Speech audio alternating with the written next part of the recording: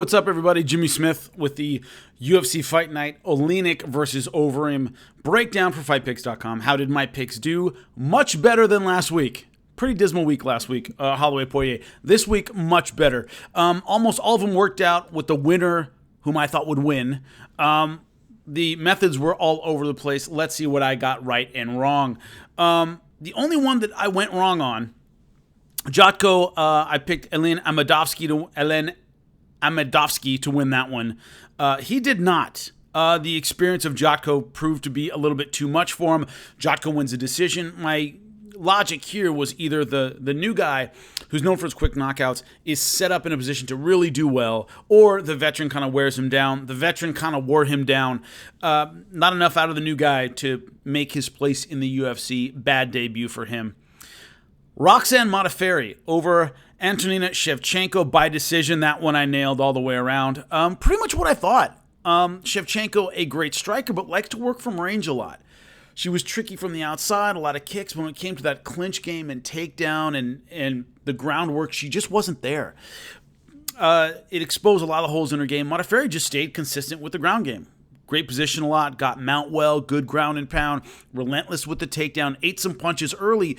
But Ferry's problem, as I said when I broke this down the first time, is she has trouble with hard punchers and brawlers that can really sting her with a shot. It seemed as though she would get hit a couple times and go, okay, I can handle her power, sell out, get inside, and get the takedown, where I can walk through these shots. She's a good kickboxer, but she doesn't really pack a punch like some of the fighters I fought before. I can walk through this and get a takedown. And she did that in every round, and that's what got her the win. But great stuff from Ferry. She wins a decision victory. Tough to do against Shevchenko, pretty much at home.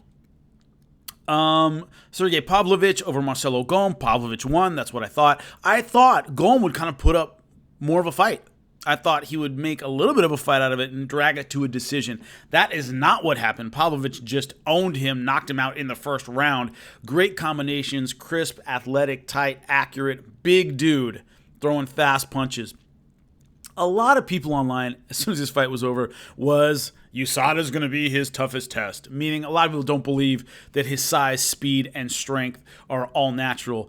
We'll see how that goes. Obviously, I have no idea if he's doping or not, but a lot of people just had that opinion right after the fight. And it's a sad commentary on the sport that a guy has a performance like that, and it's the first thing everybody thinks, but who knows how it's going to go. But first round, KO just blew Golm out of the water. I was right about the winner. Wrong about the method. I thought it would go to decision. Golm just not putting up much of a fight. Makhachev versus Tsaryukin. I thought it would go sub-second round. Turned out to be a really fantastic back-and-forth fight. Elevated both fighters. Makhachev doing the veteran things at the right time. Whenever they get in these scrambles, he was always a step ahead. He fought like the guy who had more big fight experience, more UFC experience, less nerves, a lot of back-and-forth takedowns and scrambles, but Makhachev always seemed to end up on top when he needed to. And that's what veteran fighters do. If there's a 50-50 coin flip, they find a way to load that flip. A situation that would be 50-50 is really 60-40. They always find a way to kind of get a little extra out of it, and that's what Makhachev did. But a lot of fans really appreciated that fight. I think we're going to hear a lot out of both of these guys now. Overeem, Oleynik. I have to talk about this for a minute. We saw, in my opinion, the bad Alistair Overeem, but he still got a win. And what I mean by that is, if you grew up in Southern California like I did, the two big football teams out there, USC and UCLA. I grew up in an SC family, but I went to UCLA. I told somebody one time, I said, UCLA, at their worst, fight like they expect to lose.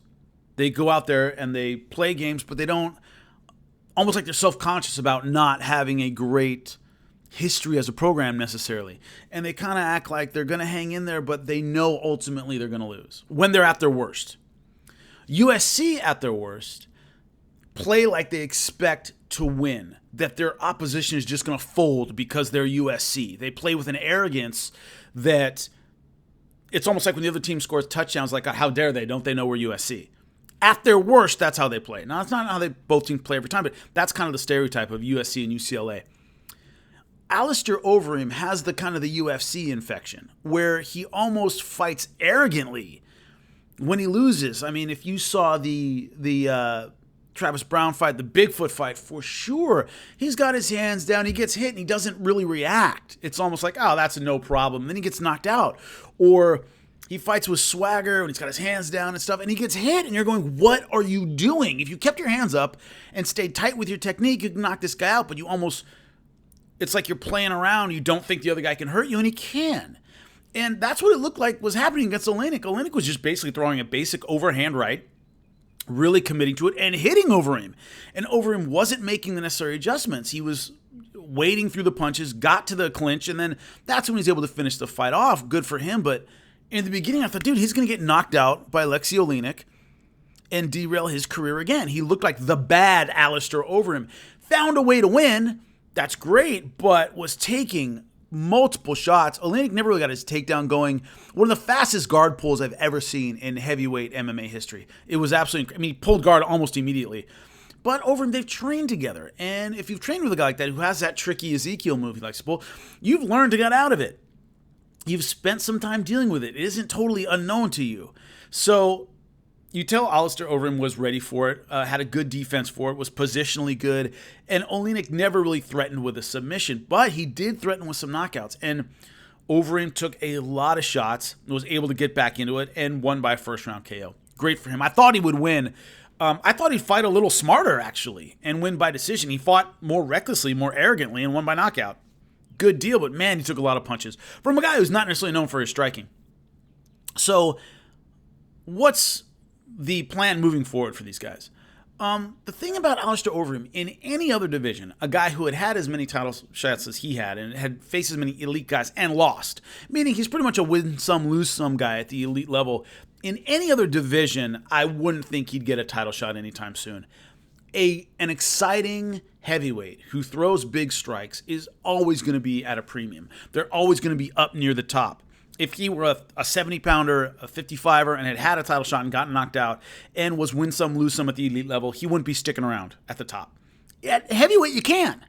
At his age, with all the fights he's been through, as much as the fans have seen him, there's just an appeal to a guy who goes out there and throws big punches, win or lose, he's exciting. So, will he get a title shot next? No. There is a little bit of a line for DC, especially because DC can move up and down.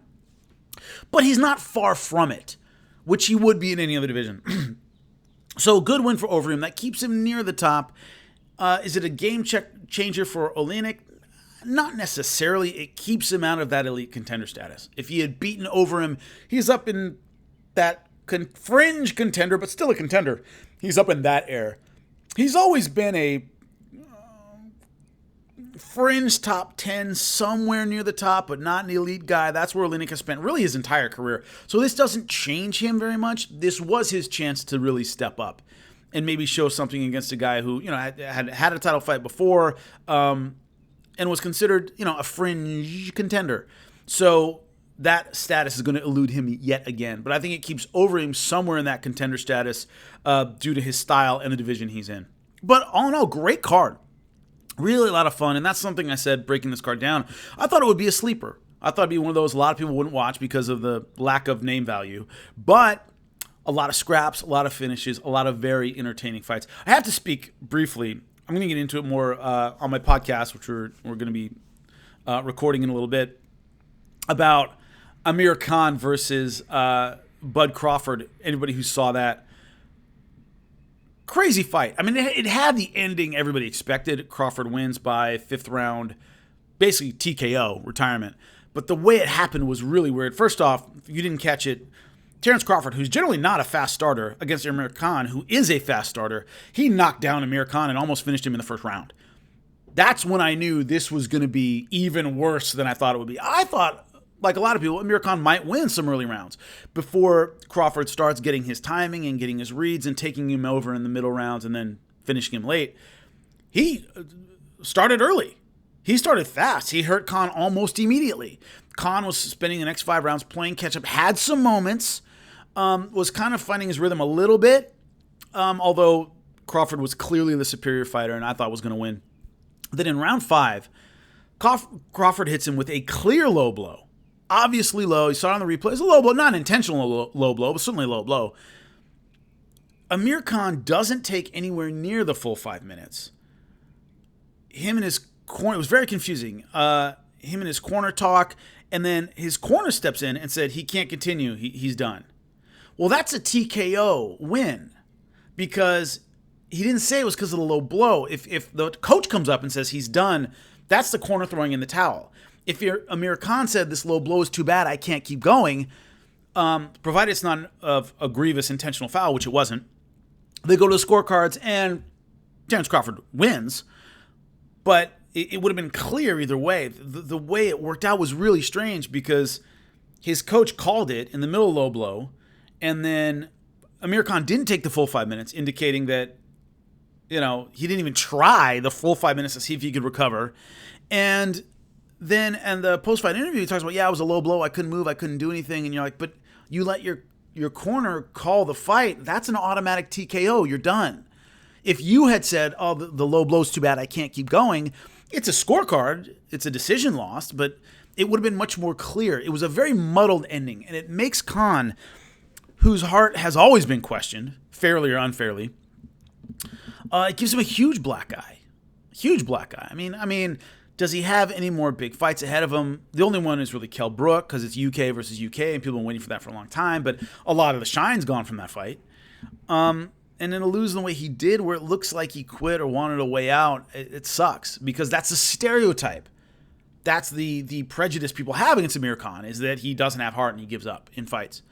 The way I broke this down beforehand when I was talking about it, I think on SiriusXM, I said it's a guy in Aamir Khan who's talented but always finds a way to lose, versus Bud Crawford, who doesn't have any of those crazy physical gifts and always finds a way to win.